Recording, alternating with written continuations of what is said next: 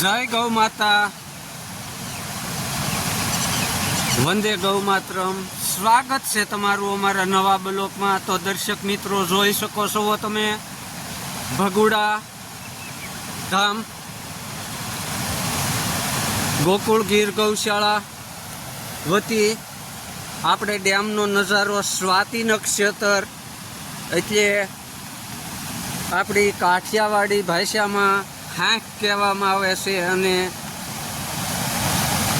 આ નક્ષત્ર મઘા જેટલું જ પણ મીઠું છે, પણ એકંદરે જે અત્યારે આપણે પાક લઈએ તે પાકમાં નુકસાની થાય જ તે, પણ હવે પછીના જે પાક છે એમાં આ વરસાદના પાણીથી સારી એવી સફળતા મળે। એક પછી એક ધોકો તો આવે જ છે। અત્યારે આપણે સાદી ભાષામાં હમણાં મહિના દીઠા કડદો આવ્યો એટલે આને એક પ્રકારનો કડદો કહેવાય, જે ખરીફ પાકમાં આવી હતી। હવે શાળુ પાકમાં આ વરસાદ થોડુંક સારું એવું ઘઉં સણ્યા એમાં સારું કામ કરે, પણ ખેડૂતને તો કડદા જ આવે છે।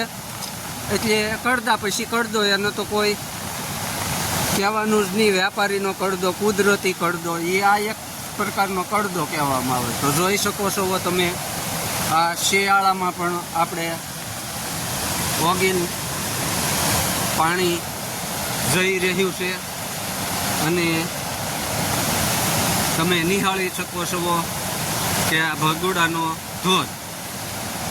તો આ છે આપણું ભગુડા ધામ ગોકુળ ગીર ગૌશાળાની ગાય માતાઓ પણ આવી ગઈ છે અને ચાલુ વરસાદમાં અમે પ્રાકૃતિની ગોદમાં પહોંચી વળ્યા છીએ। તો જોઈ શકો છો તમે દર્શક મિત્રો,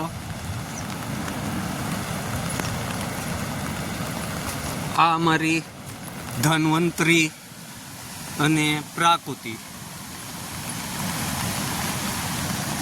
તો જળ જંગલ અને ગાય માતા ત્રણેયના સંગમમાં અમે સૌ સાથે આનંદ મારી રહ્યા છીએ।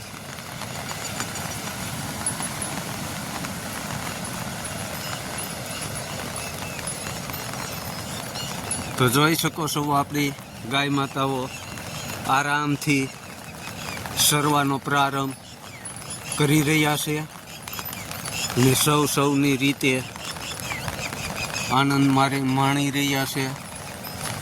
તો આ આપણું ગોકુળ ગીર ગૌશાળાનું ગૌધન નિહાળી રહ્યા છો તમે લોકો, અને આ એક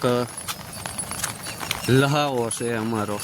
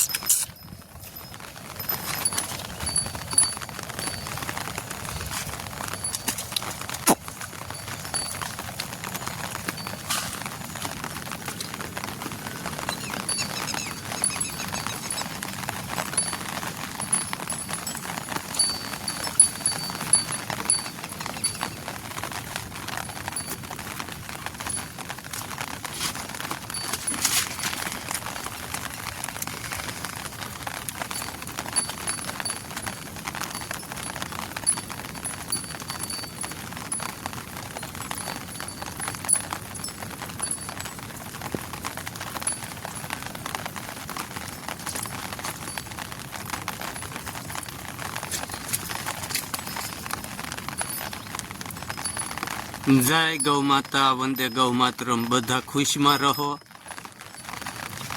અને હસતા રહો। મળીએ આપણા નવા બ્લોકમાં। જય ગૌ માતા।